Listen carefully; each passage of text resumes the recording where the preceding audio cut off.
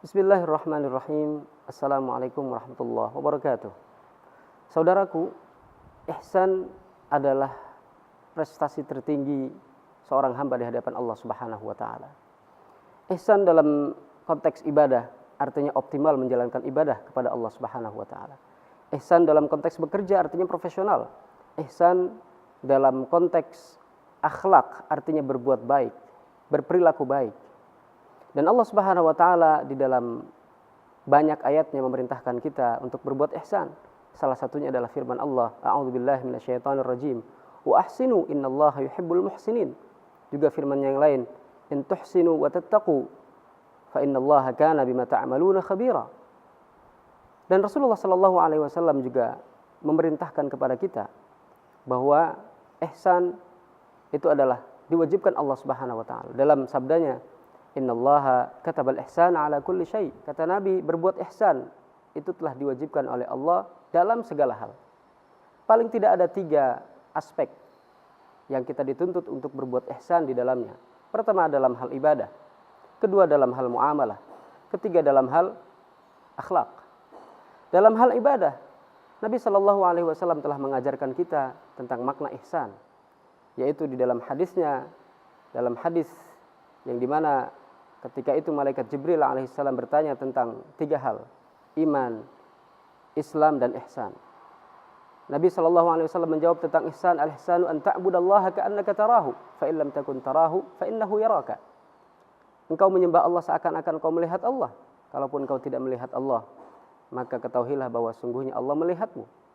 Ini artinya ihsan dalam ibadah itu adalah muraqabatullah, selalu merasa diawasi oleh Allah Subhanahu wa taala.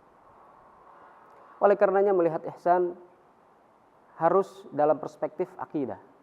Dia merupakan salah satu dasar dari agama ini. Yang kedua adalah ihsan dalam muamalah. Allah berfirman di dalam Al-Qur'an, A'udzubillahi minasyaitonirrajim, wa'budullaha wa la tusyriku bihi syai'a wa bil walidaini ihsana wa bidzil qurba wal yatama wal masakini wal jari dzil qurba wa ibnis sabili wal jari dzil qurba wal jaril junubi was sahib bil jambi wa ibnis sabili wa ma malakat aymanukum.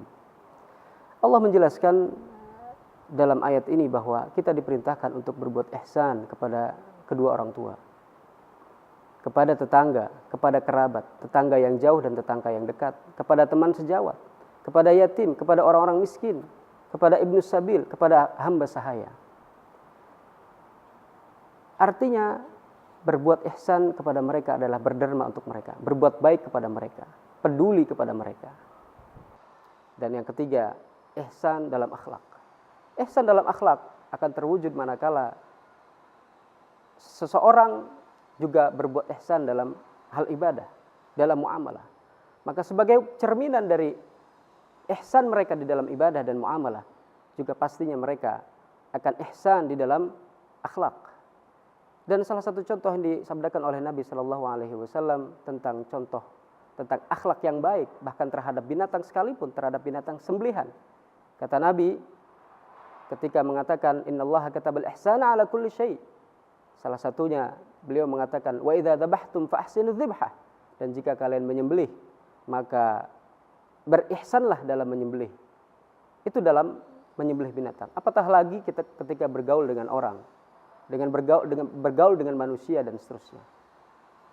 Maka ihsan lebih dituntut lagi. Wabillahi taufiq wal hidayah. Wassalamualaikum warahmatullahi wabarakatuh.